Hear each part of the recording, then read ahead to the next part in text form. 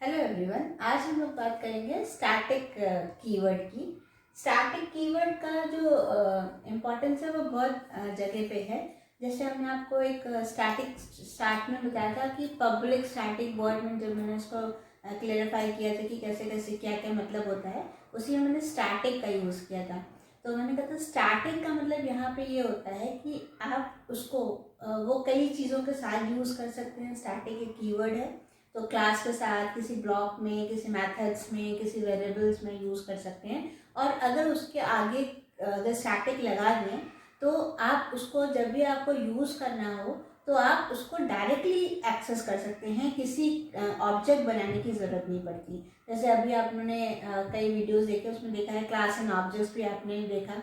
तो उसमें क्या था कि हमें एक ऑब्जेक्ट बनाना पड़ा और उसके थ्रू हमें जो है मेथड्स को कॉल करनी पड़े।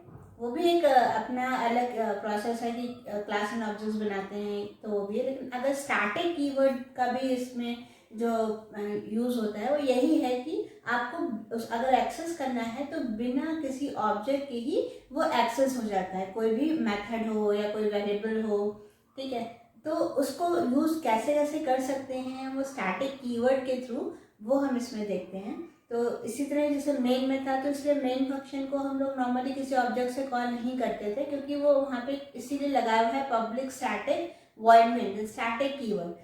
तो अब स्टैटिक कीवर्ड का जो रोल है, जो वो काम करता है, वो कैसे कैसे करता है और किस किस के साथ कर सकते हैं, जैसे उसको हम एक एग्जाम्पल दे के बताते हैं। जैसे उसको फंक्शंस के साथ, मेथड्स के साथ, आपका वेरिएबल्स के साथ कैसे एक्सेस कर सकते हैं, और बिना ऑब्जेक्ट के वो कैसे कॉल हो जाता है। उसके एग्जाम्पल, उसको स्टैटिक ब्लॉक भी होता है, वो ब्लॉक कैसे एक्सेस करता है, वो हम लोग उस एग्जाम्पल्स के थ्रू बता देंगे। देखिए ये जो है, ये क्या है आपका, एक ये स्टैटिक मेथड को मैं कॉल कर रही हूँ।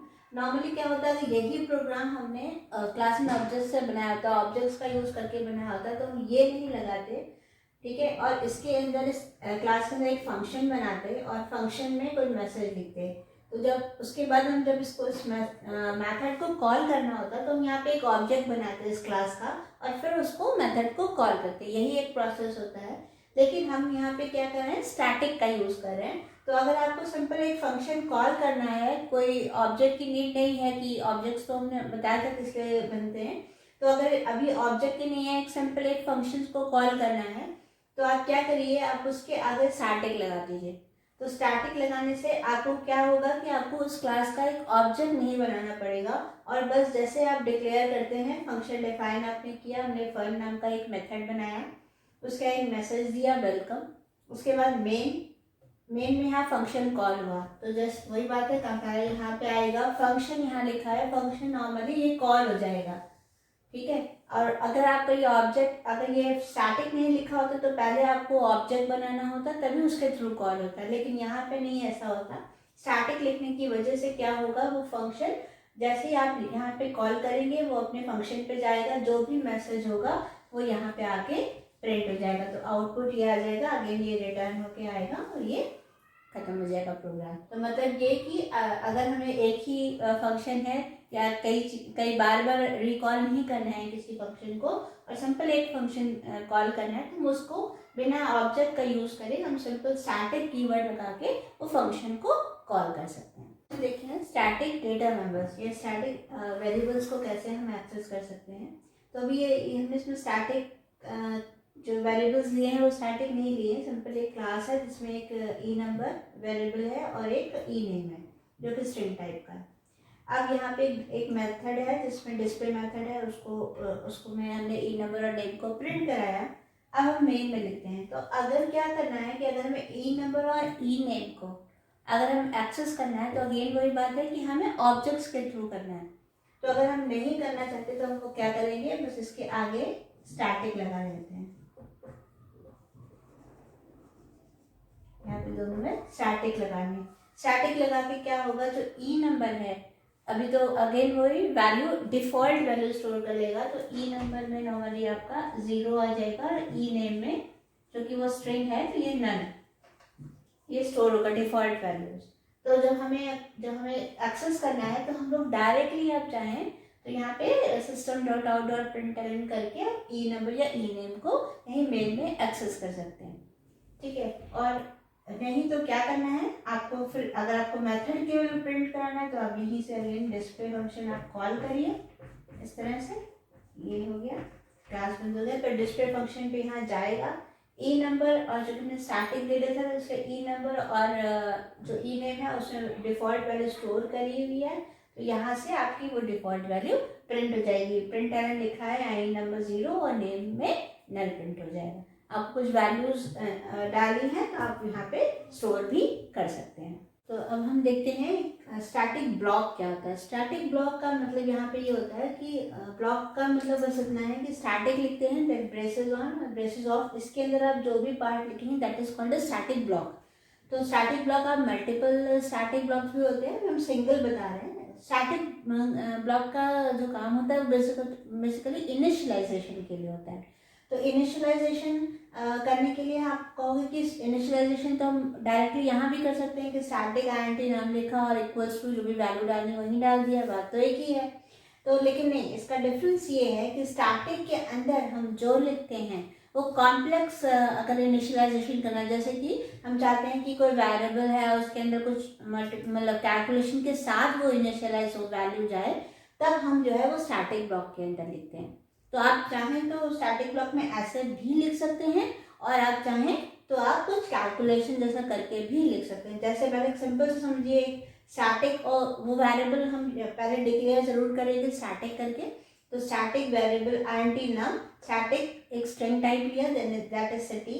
स्टैटिक ब्लॉक के अंदर मैंने वैल्यू इनिशियलाइज कर दी। तो जब स्टैटिक ये बना होगा, जब आपने डिक्लेयर किया होगा तो डिफॉल्ट वैल्यू 0 और नल आ गई होगी।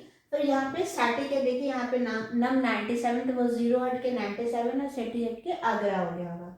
अब यहाँ जो कि प्रोग्राम यहीं से स्टार्ट होगा, तो यहाँ से समझे। तो यहाँ पे चूंकि वो वैल्यू स्टोर हो गई आपके मेमोरी में, नम की वैल्यू 97 और सिटी की आगरा। तो जब हम प्रिंट करेंगे भाई मेन में ही सबसे पहले प्रोग्राम यहीं पे आएगा, मेन में आने के बाद ये नम जो है प्रिंट हो जाएगा। तो नम की वैल्यू 97 प्रिंट हो जाएगी और फिर उसके बाद सिटी की वैल्यू आगरा प्रिंट हो जाएगी। तो ये इनिशियलाइजेशन का काम हो गया कि वो वैल्यू थी वो स्टोर हो गई। अब मैंने जैसे बताया कि कॉम्प्लेक्स का मतलब मान लीजिए हम एक वेरिएबल और बना लेते हैं स्टैटिक आईएनटी एक्स, एक वेरिएबल और ले लिया। अगर आप यहीं पे करना चाहें तो ये कोई ज़रूरी नहीं है कि ये स्टैटिक ब्लॉक बनाएं, आप चाहें तो आप ऐसे भी कर सकते हैं और ऐसे डायरेक्टली नम इक्वल्स टू आप 97 डाल सकते हैं, कोई अलग नहीं होगा। अच्छा देखिए, स्टैटिक आईएनटी एक्स एक ले लिया, तो हमने यहाँ पे क्या करा है, यहाँ पे थोड़ा सा चेंज कर देते हैं कि जैसे हमने लिखा कि x इज इक्वल्स टू 100 ले लिया और हमने यहाँ पे जो नम था, num is equals to 97 multiply by x, और जो आपका सिटी था as it is city equals to Agra लिया मैंने, जैसे था एज इट इज, और ये हमारा ब्लॉक यहाँ पे फिनिश हो गया। तो अगर इस तरह का कैलकुलेशन कराना है, देखिए यहाँ पे, तो वही अगेन x में भी वो 0 वैल्यू स्टोर होगी डिफॉल्ट, नम में भी 0, सिटी में नल। अब स्टैटिक ब्लॉक में आएगा तो स्टैटिक ब्लॉक का जो है जो वैल्यू थी x की 0 वो 100 हो गई, नम में यहीं पे कैलकुलेशन कर देगा, मतलब ये कि 97 मल्टीप्लाई बाय 100, ठीक है, और वो जाके वैल्यू जो है स्टोर हो जाएगी वो नम में, मतलब 97 100 और सिटी में हो जाएगा। तो अगर इस तरह का कैलकुलेशन करते हुए कुछ हमें वैल्यूज अगर हमें मान लीजिए इनिशियलाइज करनी है वैल्यू, तो हम किसमें करेंगे, तब हम स्टैटिक ब्लॉक बना के कर सकते हैं। नहीं तो अगर आप चाहें तो हम डायरेक्टली स्टैटिक आईएनटी नाम इक्वल्स टू करके कुछ भी वैल्यू डाल सकते हैं, जो भी आप बनाने का। तो हम दो तरह से करते हैं। तो ये एक सिंपल हो गया स्टैटिक ब्लॉक। अब इसमें एक मल्टीपल ब्लॉक करके बताते हैं। स्टैटिक में स्टैटिक ब्लॉक मतलब मल्टीपल स्टैटिक ब्लॉक, उसका एक एग्जाम्पल देखिए। अब ये वाला देखिए, इसमें है मल्टीपल ब्लॉक मतलब multiple static block. Multiple static block में कैसे प्रोसेस करते हैं, जैसे आपने स्टैटिक का सिंगल ब्लॉक किया था वैसे ही करेगा, बस उसमें एक्सेस कैसे करेगा वो देखते हैं। अगेन सबसे पहले ये देखिए, मैंने स्टैटिक ब्लॉक में समझ लीजिए एक वेरिएबल ले लिया, स्टैटिक वेरिएबल, ये चीज़ है स्टैटिक ही होना चाहिए। तो स्टैटिक वेरिएबल एक डिक्लेयर किया नम, स्टैटिक वेरिएबल एक स्ट्रिंग टाइप का डिक्लेयर किया सिटी। अब स्टैटिक ब्लॉक में एक ये स्टैटिक ब्लॉक है, एक ये स्टैटिक ब्लॉक है, देखिए एक ये स्टैटिक ब्लॉक है, एक सेकंड स्टैटिक ब्लॉक ये है। तो जैसे ही सबसे पहले प्रोग्राम यहीं से स्टार्ट होगा, मेन में आएगा, यहाँ पे आया, आने के बाद यहाँ पे क्या है आपका नम और सिटी लिखा हुआ है, तो यहाँ पे पहले नहीं आएगा, क्योंकि यहाँ पे क्या होगा, पहले सबसे पहले जैसे ही यहाँ पे आया आपका ये क्या हुआ, डिक्लेरेशन और इनिशियलाइजेशन हो जाएगा।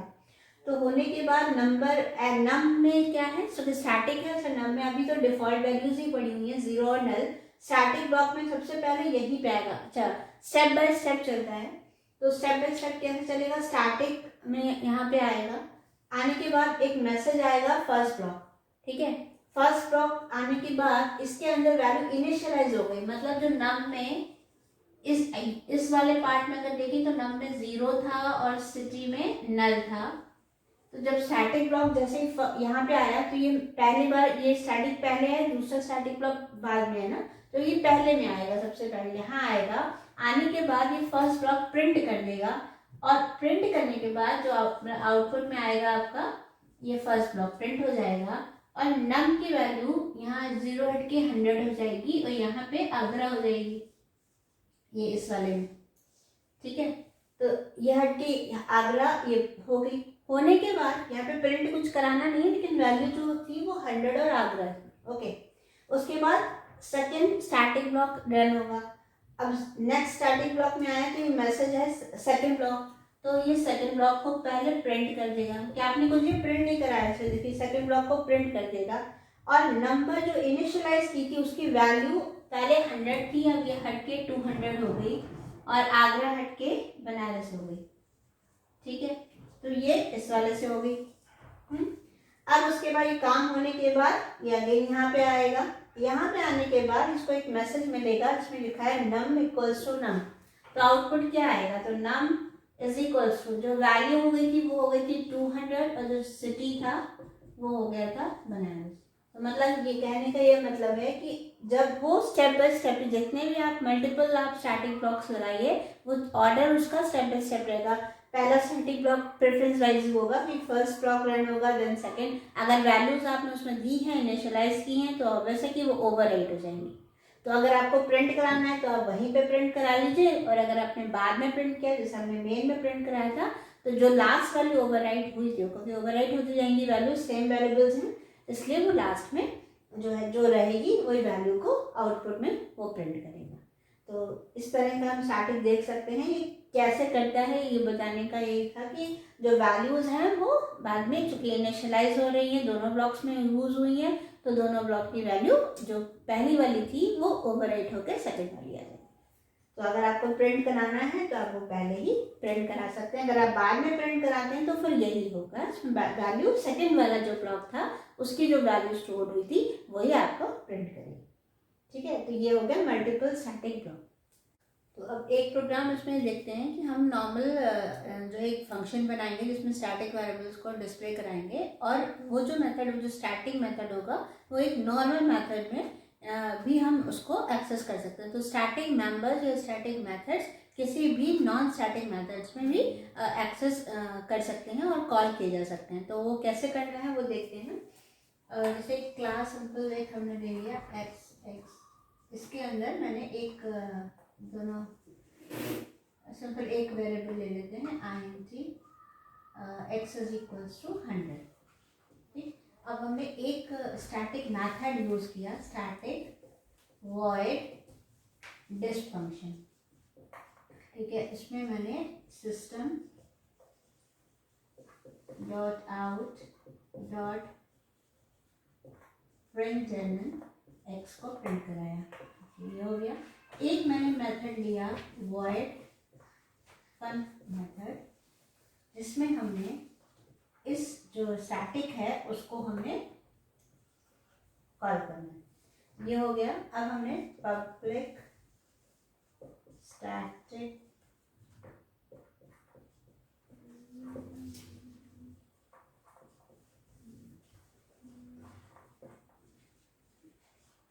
ये हमने मेन डिफाइन किया। अब मैंने बस सिंपल यहाँ पे उस हमने फंक्शन को कॉल करना है, तो हमने ये फंक्शन को मैं कॉल करना चाहती हूँ जिसके फंक्शन के अंदर जाके वो डिस्प्ले फंक्शन को कॉल करे। यहाँ से तो हम डायरेक्टली कर सकते हैं, लेकिन हम दोनों तरह से करा के देखते हैं। तो हमने क्या किया, जो कि ये एक्सेस है, हमने एक ऑब्जेक्ट बना के किया, एक्स एक्स स्मॉल कोई और नाम लीजिए, X Y equals to new X X method, ठीक है।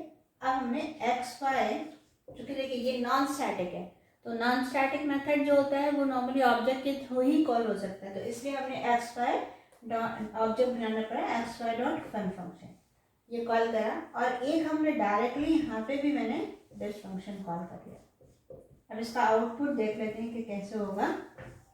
ऐसे प्रोग्राम यहाँ पे आएगा X Y equals to new X X, तो एक्स वाई एक ऑब्जेक्ट बनेगा, तो ऑब्जेक्ट बनेगा तो ऑब्वियस है कि एक्स वाई जो है वो एक्स को रेफरेंस देगा, ठीक है, और वैल्यू जो है उसके अंदर 100 स्टोर हो जाएगी, और ऑलरेडी वो स्टैटिक है तो वो एक्स है ही, वो तो एक्स इक्वल्स टू 100 है ही उसमें, तो X Y dot fun function, जब हमने X Y dot fun function, क्योंकि फन फंक्शन विदाउट ऑब्जेक्ट से कॉल नहीं हो सकता, इसलिए एक्स वाई के थ्रू कॉल करेंगे, यहाँ जाएगा फन फंक्शन के अंदर आया, यहाँ क्या है, यहाँ लिखा है डिस फंक्शन, इसका मतलब डिस फंक्शन यहाँ पे ऐसे ही लिखा है, दैट इज स्टैटिक फंक्शन है, देखिए यहाँ पे एक स्टैटिक फंक्शन हमने बनाया था डिस नाम का, तो ये यहाँ पे जाएगा, एक्स की वैल्यू जो भी है वो 100 है, वो 100 प्रिंट हो जाएगी, प्रिंट होने के बाद जब ये 100 प्रिंट हो जाएगी, प्रिंट होने के बाद ये जहाँ से फंक्शन कॉल होता है वहीं पे आएगा, ठीक है, आने के बाद डिस्प्ले फंक्शन कहाँ से कॉल हुआ था, यहाँ से कॉल हुआ था, यहाँ आ जाएगा, उसके बाद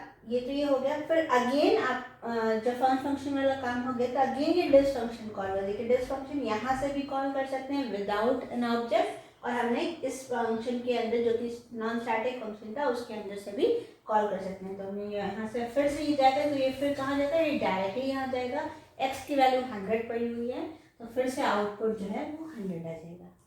तो ये मतलब ये प्रोग्राम करने का मतलब है कि जब हम कोई नॉन स्टैटिक मेथड को एक्सेस करना है तो वो थ्रू ऑब्जेक्ट के करते हैं, और अगर हमें उनको उस फंक्शन को एक्सेस करना है, ठीक है, तो वो अगर आपको विदाउट ऑब्जेक्ट यूज़ करना है तो आप उसके आगे स्टैटिक लगा दीजिए, तो अगर हम फन फंक्शन को डायरेक्टली अगर हम कॉल करना पड़ता है विदाउट ऑब्जेक्ट तो हम यहाँ पे स्टैटिक लगा के काम कर सकते हैं, लेकिन हमें यहाँ दोनों ही बता दिए कि अगर नॉर्मल फंक्शन को जो स्टैटिक नहीं है उनको कॉल करना है तो ऑब्जेक्ट से कॉल करेंगे, और इस फंक्शन के अंदर चूँकि स्टैटिक फंक्शंस किसी भी नॉन मेथड जो नॉन स्टैटिक मेथड है उनसे कॉल हो जाता है उनके अंदर से, तो वो यहाँ पे फंक्शन के अंदर से एक डिस्प्ले फंक्शन फिर से कॉल होंगे। तो ये एक एग्जाम्पल है